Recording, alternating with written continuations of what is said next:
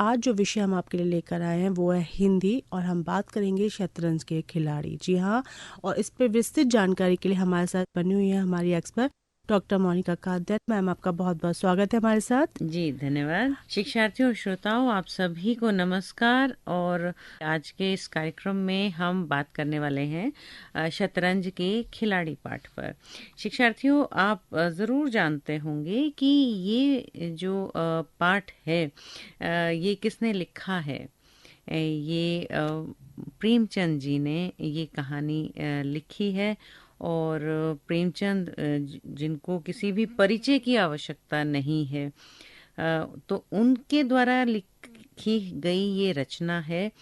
बहुत ही महत्वपूर्ण है, कई तरह से हमें संदेश देती है, हमें अपने कर्तव्य के प्रति आगाह भी करती है, और कहीं न कहीं हमें आत्मविश्लेषण के लिए भी प्रेरित करती है।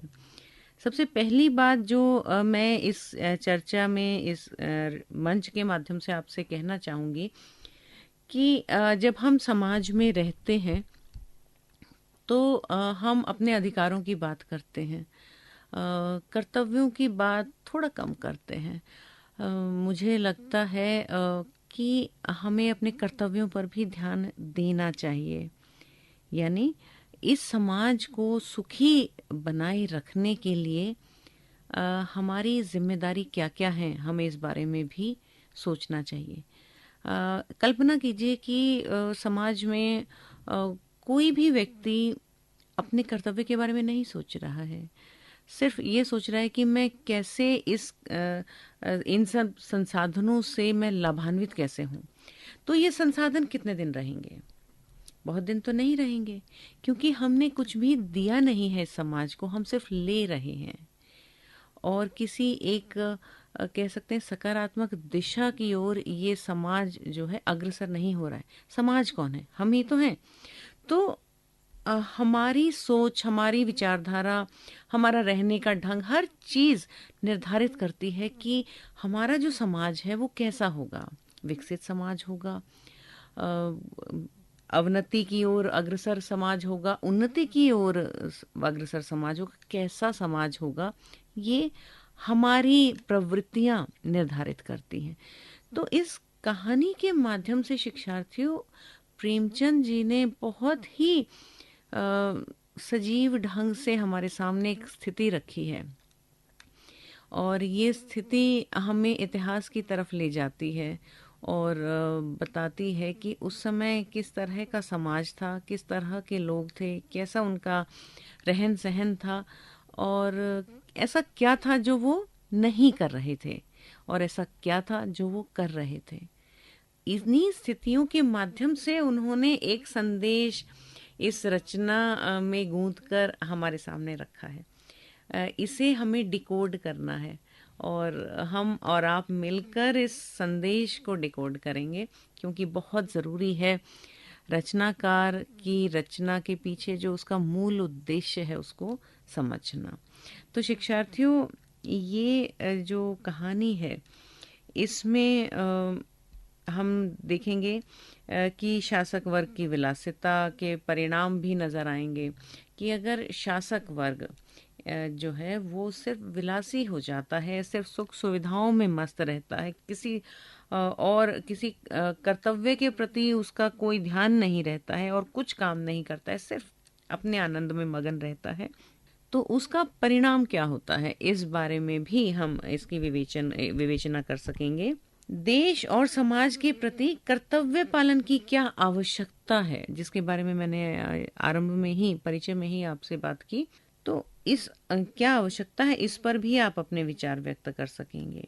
इसमें दो प्रमुख पात्र हैं, मुख्य पात्र हैं, तो उनके चरित्र की विशेषताएं क्या हैं, उनका भी आप उल्लेख कर सकेंगे। इस कहानी का एक समुदाय है, एक परिवेश, एक रहन सहन है, तौर तरीके हैं, वो परिवेश भी आप बता सकेंगे। हिंदी भाषा का जो हिंदुस्तानी स्वरूप है, जिसमें उर्दू मिश्रित जो शैली है, वाक्य हैं, शब्द हैं, उनकी विशेषताएं जो हैं उनके बारे में भी बता सकेंगे। हिंदी के मुहावरे आप सभी जानते हैं, हम अपनी बातों को और प्रभावी ढंग से व्यक्त करने के लिए मुहावरों का प्रयोग करते हैं। तो यहाँ भी बहुत सारे मुहावरों का प्रयोग किया गया है। तो इस कहानी में जब आप वो मुहावरे भी कहानी के ही रॉ में आप पढ़ेंगे तो उससे आप हिंदी के मुहावरों को अपने वाक्यों में भी, अपने लेखन में भी आप प्रयोग कर सकेंगे। और सबसे महत्वपूर्ण, कहानी के मूल संदेश का उल्लेख कर सकेंगे। तो शिक्षार्थियों, मैं आरंभ में आपको बताना चाहूँगी कि ये जो समय है इस रचना में जिस विषय को लिया गया है, ये वो समय है जब भारत आज़ाद नहीं था, भारत गुलाम था। गुलाम यानी हमें किसी भी प्रकार का अधिकार नहीं था, हम पर शासन था ब्रिटिश का। ब्रिटिश साम्राज्य का जो ये शासन था उसने हमें हर स्तर पर कमज़ोर किया था। हमारा मनोबल टूट गया था और हम अपने भाग्य को कोस रहे थे। और कहीं भी इस तरह की जो चेतना थी कि गुलामी की जंजीरों को तोड़ना है और स्वतंत्रता हासिल करनी है, कहीं बहुत दबे दबे ये चेतना सब में फैल रही थी, लेकिन उसका जो स्तर था वो बहुत ही कम था और समाज में निराशा थी और लोगों को इस बारे में भ्रम था या उनकी सोच इस तरह की हो गई थी कि आज में जीते हैं, अभी जो है उसमें सुख लेते हैं, सब मिलकर कितना लड़ लेंगे या कितना मुकाबला कर लेंगे या किस तरह से संघर्ष कर लेंगे। तो किसी भी परिस्थिति का सामना करने के लिए हमारी दो तरह की प्रतिक्रियाएं होती हैं। या तो हम परिस्थिति से जूझने के लिए भिड़ जाते हैं कि चलिए अब देख ही लेते हैं कि क्या होगा, और या फिर हम पूरी तरह से नकार देते हैं। हम उस कबूतर की तरह आंखें बंद कर लेते हैं और ये समझ लेते हैं कि बिल्ली नहीं है। यहाँ ब्रिटिश साम्राज्य जो है उसका जो शोषण है, उसका जो दमन है, वो इस बिल्ली के रूप में, तो और हम कबूतर की तरह वो आंखें बंद किए हुए। तो यहाँ इस कहानी में जो समाज है उसने आंखें बंद कर ली हैं अपने कर्तव्य के प्रति और बस ये समझ लिया है कि यही हमारा भाग्य है और इसी में रहते हैं और जो भी आनंद के क्षण हैं बस जी लेते हैं, जाने कल क्या होगा। तो इस पृष्ठभूमि पर लिखी हुई ये कहानी है और इसके आरंभ में ही स्थितियां बताई गई हैं। उन स्थितियों को आप पढ़ेंगे, मैं आपके लिए थोड़ा सा पढ़ूंगी और उसके माध्यम से भी आप समझ पाएंगे कि किस तरह का समाज उस समय का था। यहाँ शुरू में ही लिखा गया है कि वाजिद अली शाह का समय था, लखनऊ विलासिता के रंग में डूबा हुआ था। लखनऊ राजधानी थी वाजिद अली शाह की और लखनऊ पूरी तरह से विलासिता, दूसरे वाक्य में भी में ही आप देख लीजिए, उसी से पता चल जाता है, एकदम आरंभ में ही बिना किसी लाग लपेट के बिल्कुल आरंभ में ही दे दिया गया है। लखनऊ विलासिता के रंग में डूबा हुआ था, छोटे बड़े गरीब अमीर सभी विलासिता में डूबे हुए थे। कोई नृत्य और गान की मजलिस सजाता था तो कोई अफीम की पिनक ही में मजे लेता था। यानी नाच है, गाना है, अफीम का नशा है और क्या चाहिए, उनकी ऐसी सोच थी। जीवन के प्रत्येक विभाग में आमोद प्रमोद का प्राधान्य था, उसकी प्रमुखता थी। शासन विभाग में यानी प्रशासन जो था, जो शासन कर रहा है, एडमिनिस्ट्रेशन। साहित्य के क्षेत्र में साहित्यकार का क्या काम है, समाज के सुख दुख को लेकर आना, सामने लेकर आना, उसको साझा करना अपने साहित्य के माध्यम से। लेकिन साहित्यकार भी वो कार्य नहीं कर रहे थे। वो और बात है कि प्रेमचंद जी ने इस आधार पर इसे विषय बनाकर ये रचना लिखी है। उन्होंने बताया कि साहित्य क्षेत्र में भी यही हाल था, सामाजिक अवस्था में भी लोग भी इसी तरह के थे। कला कौशल में भी कलाकार का क्या कार्य होता है कि जीवन के संघर्ष को अपने कला के माध्यम से वो व्यक्त करता है। वो लोग भी ये काम नहीं कर रहे थे। उद्योग धंधों में भी ऐसा ही था। अब उद्योग धंधों में हम किन किन बातों को सोचेंगे जब हम औद्योगिक प्रगति की बात करते हैं, लेकिन यहाँ आगे वो बताएंगे। आहार व्यवहार में सर्वत्र विलासिता व्याप्त हो रही थी, हर जगह विलासिता है, मौज है। राज कर्मचारी विषय वासना में डूबे हुए थे। कविगण, जहाँ बताया ना कि साहित्य के क्षेत्र में, तो कह रहे हैं कविगण प्रेम और विरह के वर्णन में, उन्हें साहित्य के माध्यम से समाज की स्थिति बतानी थी, लेकिन वो ये नहीं कर रहे थे। वो सस्ता प्रेम बेच रहे थे, प्रेम बता रहे थे, प्रेम का मिलन पक्ष बता रहे थे, प्रेम का विरह पक्ष बता रहे थे, इसी में ही लगे हुए थे। लेकिन जब शांति नहीं है, सुख नहीं है, तो प्रेम कैसा है? लेकिन यहाँ साहित्यकार सिर्फ प्रेम का वर्णन करने में मगन थे। कारीगर कलावस्तु और चिकन बनाने में लगे हुए थे, यानी कपड़े, खूबसूरत खूबसूरत कपड़े बना रहे थे, सोने चांदी के तार बना रहे थे कि इनको जो धनी लोग हैं वो पहनेंगे और अपने पर मोहित होंगे, बस देखेंगे कि मैं कितना सुंदर लग रहा हूँ, मैं कितनी सुंदर लग रही हूँ, और बस इसी में ही सुख खोजेंगे। वो ये नहीं देख रहे हैं कि समाज में किस तरह की बुराइयां फैली पड़ी हैं, इसको ठीक करना है। शरीर को सजाने में इतना समय वो लगा रहे थे। और व्यवसायी क्या कर रहे थे? व्यवसायी सौंदर्य प्रसाधन बना रहे थे, सुरमे बना रहे थे, इत्र खुशबुओं का व्यापार कर रहे थे, मिस्सी और उपटन का रोजगार करने में लिप्त थे। सौंदर्य प्रसाधन वो बना रहे थे। सभी की आंखों में विलासिता का मद छाया हुआ था।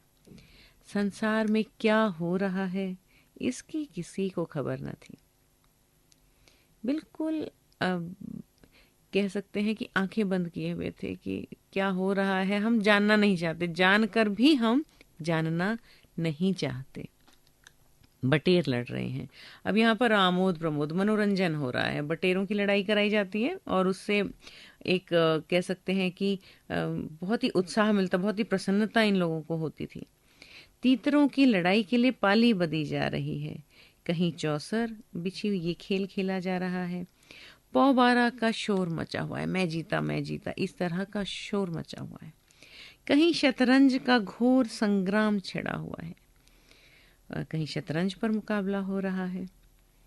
अब यहाँ पर ये बताया गया है कि समाज का प्रत्येक वर्ग सुख जुटाने में, सुविधाएं जुटाने में, खुद को सजाने में, अपना मनोरंजन करने में, खुद को सुंदर बनाने में ही लगा हुआ है।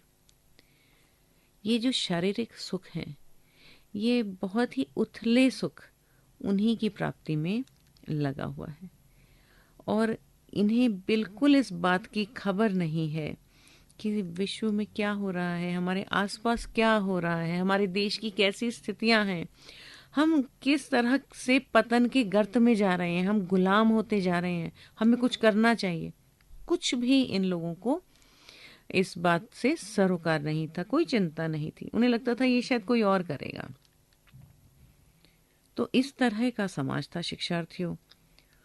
और जब ये कह रहे हैं कि राजा से लेकर रंक तक, राजा जो शासक है, जो बिल्कुल उच्चतम स्तर पर बैठता है, जिसके जो कार्य हैं वो पूरे समाज को प्रभावित करते हैं, राजा भी उसी तरह का था। और रंक जो सबसे गरीब है, उसका भी हाल यही था। सभी इसी धुन में मस्त थे। यहाँ तक कि फकीरों को पैसे मिलते तो वे रोटियां न लेकर अफीम खाते या मदक पीते।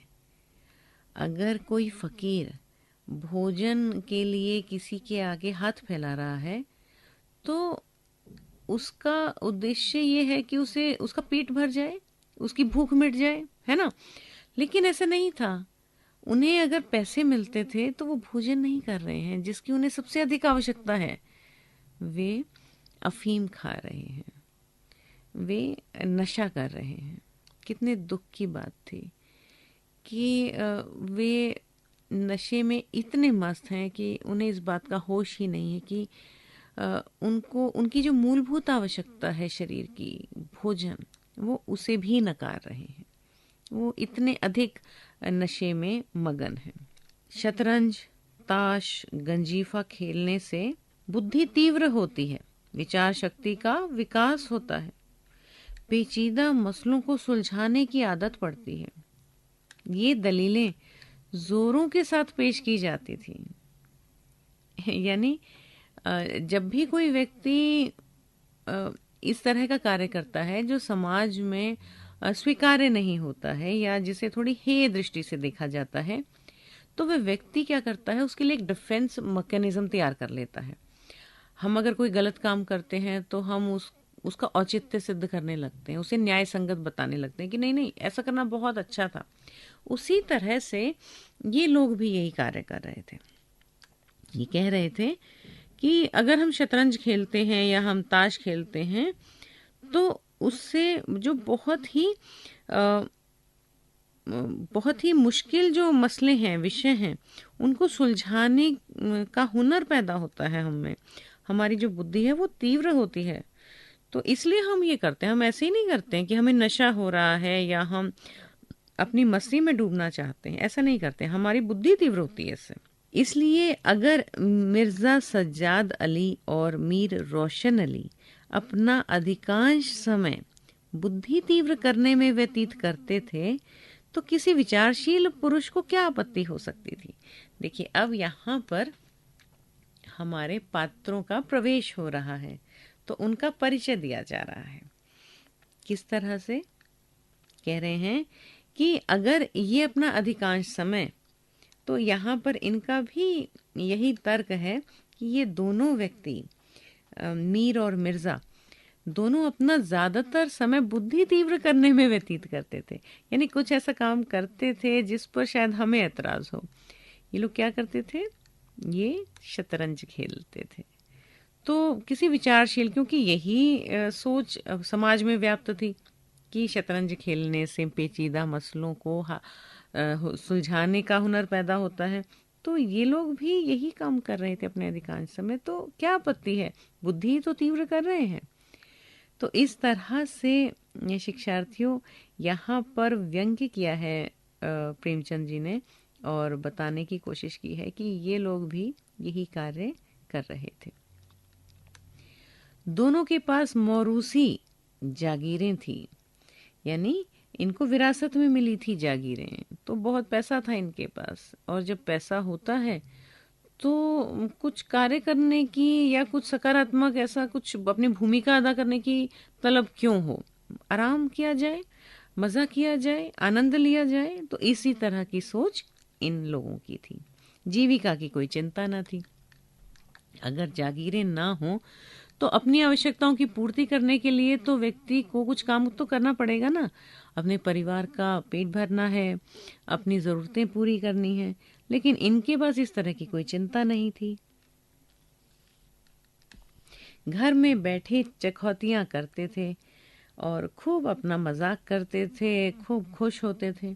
आखिर और करते ही क्या, यानी इनके पास कोई काम नहीं था। प्रातःकाल दोनों मित्र नाश्ता करके बिसात बिछाकर बैठ जाते, मोहरे सज जाते और लड़ाई के दाव पेंच होने लगते। फिर खबर ही न होती थी कि कब दोपहर हुई, कब तीसरा पहर, कब शाम। घर के भीतर से बार बार बुलावा आता कि खाना तैयार है। यहाँ से जवाब मिलता, चलो आते हैं, दस्तरख्वान बिछाओ। यहाँ तक कि बावर्ची विवश होकर कमरे ही में खाना रख जाता था और दोनों मित्र दोनों काम साथ साथ करते थे। अब यहाँ पर विस्तार से ये बता दिया गया है कि इन लोगों को, इन दोनों को, मीर को और मिर्जा को शतरंज खेलने की लत थी। नशा था इनको कि शतरंज में जो मजा है वो किसी चीज में नहीं है। आजीविका अर्जित करने की इनको चिंता न थी, खाने की इनको चिंता न थी। बार बार जब भी घर के भीतर से बुलावा आता कि खाना तैयार है, खाने के समय पर घर की गृहिणी तो चिंतित होगी कि खाना खा लूं, लेकिन ये बार बार ये इस तरह का इस तरह की बात करते थे कि चलो आते हैं, खाना लगाओ, दस्तरखान लगाओ, खाना लगाओ। और जो इनका खाना बनाने वाला था, जो बावर्ची, बावर्ची यानी खाना बनाने वाला, ये भी विवश हो जाता था कि क्या है, खाना खाने आ ही नहीं रहे हैं। तो वो भी खाना कमरे में ही रख जाता था। और फिर क्या होता था, अब और अच्छी बात है, खाना वहीं पर है, बिल्कुल समय नष्ट नहीं होगा, बुद्धि लगातार तीव्र होगी। तो ये दोनों मित्र मिलकर खाना भी खाते थे और शतरंज भी खेलते रहते थे। मिर्जा सज्जाद अली के घर में कोई बड़ा बूढ़ा न था, इसलिए उन्हीं के दीवान खाने में बाजियां होती थी। तो यहाँ पर शिक्षार्थी देखिए, एक ही वाक्य में ये बात बता दी गई है कि घर में बड़े बूढ़े का कितना महत्व है। अगर घर में बड़े बूढ़े हों तो आपका भी अनुभव रहा होगा इस बारे में कि हमारे घर के बड़े हमें सही और गलत की शिक्षा लगातार देते रहते हैं। कई बार प्यार से बताते हैं, कई बार सुझाव देते हैं, कई बार व्यंग्य भी करते हैं और कई बार तो जोर से डांटते भी हैं। ये भारतीय समाज में, भारतीय परिवारों में ये बात सामान्य है। और इस तरह से हम सब ये मानते हैं कि बड़ों का आशीर्वाद हम पर बना रहता है और बड़े हमें गलत काम करने से लगातार रोकते रहते हैं और हमें अच्छे कार्य करने की ओर प्रेरित करते हैं। तो इस तरह से बड़े बूढ़ों की क्या भूमिका है आप समझ ही सकते हैं। मिर्ज़ा सज्जाद अली जो थे, इनके घर में कोई बड़ा बूढ़ा न था, यानी कोई नहीं कहने वाला था, कोई रोकने वाला नहीं था, कोई टोकने वाला नहीं था, कोई इस बात पर एतराज करने वाला नहीं था कि तुम खाना भी नहीं खा रहे हो, तुम सारा दिन से शतरंज पर बैठे हो, कुछ काम कर लो, अपनी जागीरें संभाल लो, कुछ समाज में इस पैसे का सही उपयोग के लिए इस पैसे को थोड़ा दान कर दो, थोड़े अच्छे काम कर लो। कोई बताने वाला नहीं था। और जब कोई बताने वाला नहीं है तो फिर अपनी मर्जी से जिंदगी जी जाएगी, यानी खूब मस्ती से जी जाएगी, खूब आराम से, और सिर्फ शतरंज खेली जाएगी। तो शतरंज की बाजी उन्हीं के दीवान खाने में होती थी। मगर यह बात न थी कि मिर्जा के घर के और लोग उनके इस व्यवहार से खुश हों। तो ऐसा नहीं था, बाकी लोग भी परेशान थे। बड़े बूढ़े होते तो वो तो बहुत गुस्सा करते, लेकिन और लोग भी इसमें परेशान थे। घर वालों का तो कहना ही क्या, यानी घर वाले तो परेशान थे ही, मोहल्ले वाले, घर के नौकर चाकर तक नित्य द्वेषपूर्ण टिप्पणियां किया करते थे। लगातार उनको इस तरह से बहुत दिक्कत होती थी, बहुत आपत्ति होती थी कि क्या ये पूरा दिन हमेशा लगे रहते हैं अपने इस शतरंज की बाजियों में और कुछ काम ही नहीं करना है और फिर ये लोग जो थे ये इनको नहीं कोसते थे, मिर्जा और मीर को, ये टिप्पणी करते थे शतरंज पर और ये कहते थे बड़ा मनहूस खेल है, घर को तबाह कर देता है, खुदा न करे किसी को इसकी चाट पड़े, यानी किसी को इसकी लत पड़े। आदमी दीन दुनिया किसी के काम का नहीं रहता, न घर का न घाट का, बुरा रोग है। तो इस तरह से शिक्षार्थियों, मोहल्ले वाले, आस पड़ोस वाले सभी लोग, घर के नौकर चाकर भी इस बारे में टिप्पणी करते थे और इन्हें नहीं कहते थे, ये कहते थे कि खेल बहुत मनहूस है और खेल के कारण ये व्यक्ति जो हैं, इन्हें किसी दीन दुनिया की कोई खबर नहीं है, इनको इसकी लत पड़ गई है। तो शिक्षार्थियों, आप खुद इस बात को तय कीजिए, क्या शतरंज बुरा है या शतरंज की लत लगाने वाले व्यक्तियों में कोई गलत बात है, कोई कमी है। क्योंकि शतरंज तो एक बहुत ही प्रसिद्ध खेल है और आप देखेंगे कि राष्ट्रीय और अंतर्राष्ट्रीय स्तर पर हमारे यहाँ पर खेला जाता है। लेकिन यहाँ शतरंज के खेल को मनहूस बताया गया है। तो इस बारे में खैर आप तय कीजिए। और आगे कहते हैं कि यहाँ तक कि मिर्जा की बेगम को इससे इतना द्वेष था कि अफसर खोज खोज कर पति को लताड़ती थी। यानी अब पति जो है वो सारा दिन अपने खेल में लगा रहता है, उसे घर के किसी काम के प्रति उसकी कोई लगावट नहीं है। उसे ये नहीं देखना है कि घर परिवार में उसके जो परिवारजन है, उसके जो सदस्य हैं परिवार के, वो खुश हैं कि नहीं, उनके लिए उसे कुछ कार्य करना चाहिए कि नहीं, किसी बात की कोई चिंता नहीं करता है। तो जाहिर सी बात है घर की जो गृहिणी है उसे इस बात से ऐतराज होगा। तो वे अपने पति को लगातार अवसर खोज खोज कर वे गुस्सा करती रहती थी, लताड़ती रहती थी, पर उनको इसका अवसर मुश्किल से मिल पाता था। अब अगर गुस्सा करना है तो उसके लिए जरूरी है जिसे गुस्सा किया जाए वो सामने हो, प्रत्यक्ष या अप्रत्यक्ष रूप से सामने तो हो। अभी बहुत सारे तरीके चल गए हैं आधुनिक समाज में कि हम अगर किसी को गुस्सा करना चाहें, किसी के प्रति स्नेह व्यक्त करना चाहें तो हम फ़ोन पर कर सकते हैं, सोशल मीडिया पर कर सकते हैं, कि बहुत अलग अलग माध्यम। लेकिन उस समय का जो माध्यम था आप सामने ही बुलाकर डांट सकते हैं, लेकिन उनका अवसर ही नहीं मिलता था। क्यों नहीं मिलता था आप बताइए कि इनकी पत्नी को डांटने का अवसर क्यों नहीं मिल पाता था? क्योंकि मिर्जा सामने आते ही ना थे। तो वो क्या करते रहते थे? वो शतरंज के नशे में डूबे रहते थे, निरंतर शतरंज खेलते रहते थे। अब शतरंज मित्र के साथ खेल रहे हैं तो वहां जाकर उन्हें बेइज्जत करना, उन्हें लताड़ना सही नहीं है।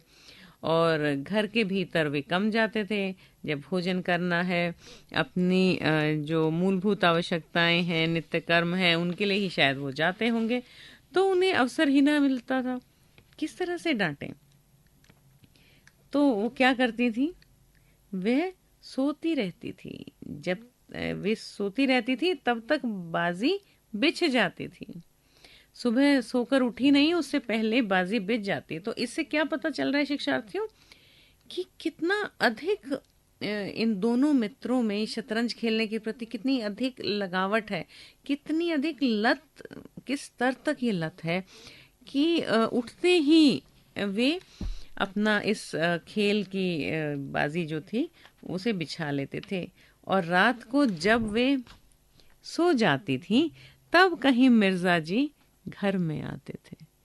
यानी इतनी देर तक वो शतरंज ही खेलते थे। तो जब पति डांटने के लिए, पति के प्रति गुस्सा है, पति सामने नहीं है, तो क्या होगा? गुस्सा तो है, अब किस पर व्यक्त करें? तो एक तरीका उन्होंने निकाल लिया था। हाँ, नौकरों पर वह अपना गुस्सा उतारती रहती थी और कोई चारा नहीं था।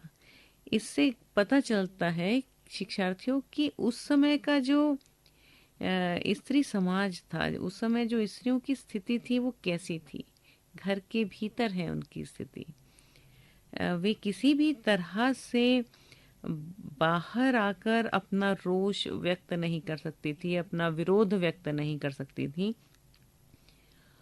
और जिस तरह से शिक्षार्थियों अभी आप देखेंगे कि घर में अगर पति का कोई कार्य पत्नी को सही नहीं लगता है, कोई निर्णय सही नहीं लगता है, तो वो तुरंत आक्षेप करती हैं, वो तुरंत एतराज करती हैं। बहुत सारे परिवारों में ये है और ये सही भी है। लेकिन उस समय के समाज में स्त्रियां शायद इतनी स्वतंत्र नहीं थी कि वे ऐसा कर सकती। तो वे अपना गुस्सा नौकरों पर उतारती थी। क्या बोला उन्होंने? वहाँ यहाँ उनका एक संवाद है। क्या पान मांगे हैं? कह दो आकर ले जाएं। खाने की फुर्सत नहीं है? ले जाकर खाना सिर पर पटक दो। खाएं चाहे कुत्ते को खिलाएं। पर रूबरू वे भी कुछ न कह सकती थी। यानी वे जब पति सामने आते थे, अब नौकरों को तो बोल दिया, नौकर थोड़ी वहां जाकर बोलेंगे, लेकिन जब पति सामने है, जब मिर्जा सामने है, तो रूबरू वे भी कुछ न कह सकती थी। उनको अपने पति से उतना मलाल न था जितना मीर साहब से। अब अपने पति से उन्हें गुस्सा नहीं है, उन्हें ऐसा लगता है कि मीर साहब के आने पर या उनके दबाव देने की वजह से मेरा पति मिर्जा शतरंज खेलता है, जबकि स्थिति ये नहीं थी। कोई आपको किसी भी व्यक्ति को कोई कार्य करने के लिए कितना विवश कर सकता है। अगर सुबह से लेकर रात तक कोई व्यक्ति शतरंज खेल रहा है या कोई अन्य कोई इस तरह का कार्य कर रहा है जिसके लिए उसका जो परिवार है वो शुद्ध है, वो दुखी है, तो क्या शिक्षार्थियों आपको ऐसा लगता है कि उस व्यक्ति पर किसी और का दबाव होगा तब वो ऐसा कार्य कर रहा है? कभी ना कभी तो वो बगावत करेगा, कभी ना कभी तो वो विरोध करेगा, हर रोज वही काम करता रहेगा, कहीं ना कहीं उसकी अपनी स्वीकृति है ना उसमें। लेकिन ये बात उनकी बेगम नहीं समझना चाहती थी। वो मीर पर ही इस इल्ज़ाम को रखती थी कि उन्होंने ही उनके पति को बिगाड़ा है। अब आगे वही बात कह रही हैं, उन्होंने उनका नाम, उन्होंने किसने? बेगम ने। उनका किसका? मीर का। तो उन्होंने उनका नाम मीर बिगाड़ू रख छोड़ा था। शायद मिर्जा जी अपनी सफाई देने के लिए सारा इल्जाम मीर साहब ही के सिर थोप देते थे। देखिए ये व्यंग्य है और इस तरह से भी आप पता लगा सकते हैं शिक्षार्थियों की जो मिर्जा थे उनका किस तरह का स्वभाव था। जिम्मेदारी नहीं लेना चाहते थे। पहले तो कोई कार्य नहीं करते थे, नशे की लत थी, और दूसरा जहाँ पर उन्हें इस बारे में बताना चाहिए कि हाँ ठीक है मुझे पसंद है, विरोध कर सकते हैं वो, मुझे पसंद है और मैं खेलूंगा, वो ऐसा नहीं करते थे। वो उसका इल्ज़ाम भी अपने मित्र पर डाल देते थे कि वो बुला लेता है और मुझे खेलना पड़ता है, मैं बिल्कुल नहीं खेलना चाहता हूँ लेकिन क्या करें, वो आ गया है तो खेलना पड़ेगा। तो इस तरह से वे अपने इस इल्ज़ाम से बच जाते थे। तो एक छोटा सा किस्सा हुआ शिक्षार्थी और उससे भी आपको पता चलेगा कि किस तरह की स्थिति उस समय स्त्रियों की थी। एक दिन बेगम साहिबा के सर में दर्द होने लगा।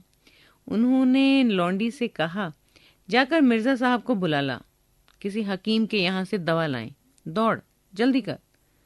लौंडी गई तो मिर्जा जी ने कहा, चल अभी आते हैं, बिल्कुल वैसे ही जैसे वो बोलते थे कि खाना खा लो, कि हाँ चलो खाना लगाओ अभी आते हैं। बेगम साहब का मिजाज गर्म था, यानी उन्हें बहुत गुस्सा आया हुआ था। इतनी ताप कहाँ कि उनके सर में दर्द हो और पति शतरंज खेलता रहे। चेहरा सुर्ख हो गया, यानी गुस्से के मारे उनका जो मुंह था वो लाल हो गया। लौंडी से कहा, जाकर कह अब भी चलिए, नहीं तो वो आप ही हकीम के यहाँ चली जाएंगी। मिर्जा जी बड़ी दिलचस्प बाजी खेल रहे थे। 2 ही किस्तों में मीर साहब की मात हुई जाती थी। झुंझलाकर बोले, क्या ऐसा दम लबों पर है, जरा सब्र नहीं होता? तो यहाँ जो पत्नी ने, बेगम ने जो मिर्जा जी के लिए जो धमकी भरा पैगाम भिजवाया, इसका क्या मतलब था कि अभी जाकर दवा लेकर आओ किसी हकीम से, नहीं तो आप ही हकीम के यहाँ चली जाएंगी। यानी स्त्री का खुद किसी व्यक्ति के को साथ लिए बगैर किसी हकीम के, किसी अन्य व्यक्ति के पास जाना, दवा के लिए जाना सही नहीं था उस समाज में। इसीलिए उन्होंने इस बात की ही धमकी दी कि मैं तो खुद ही चली जाऊंगी, तो देख लो फिर। तो यहाँ शिक्षार्थियों अब नौकरानी ने वहां जाकर बता दिया है, तो अभी यहाँ बहुत ही दिलचस्प बाजी जमी हुई है और उन्हें ऐसा लग रहा है कि अब भी थोड़ी देर रुक जाओ कि अभी मीर साहब को मैं हराए देता हूँ।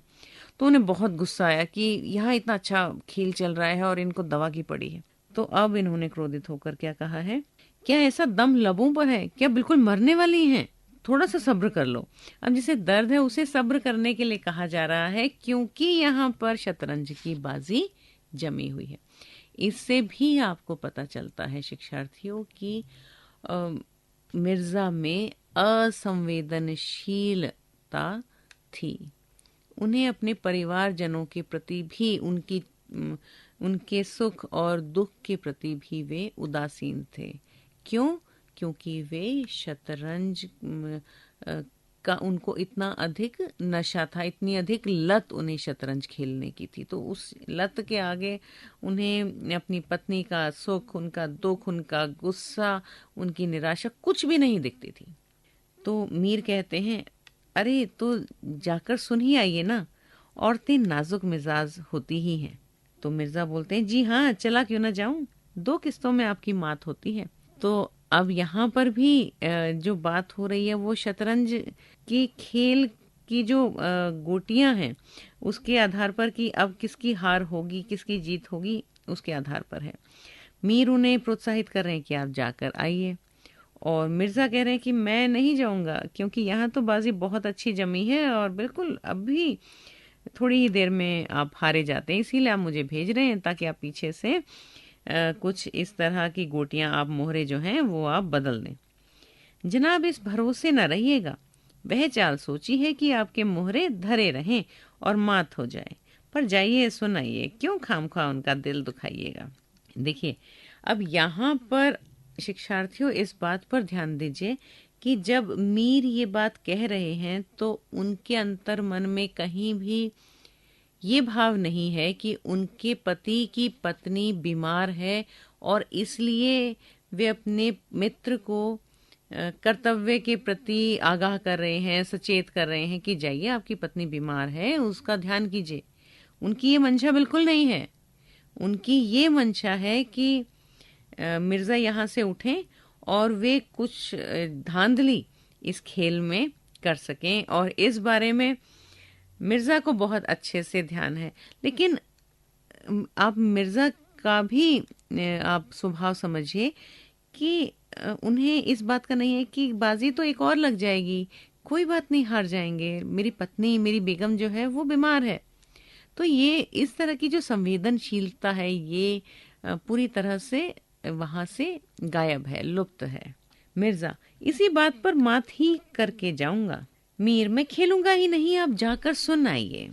अरे यार, जाना पड़ेगा हकीम के यहाँ, सिर दर्द खाक नहीं है, मुझे परेशान करने का बहाना है।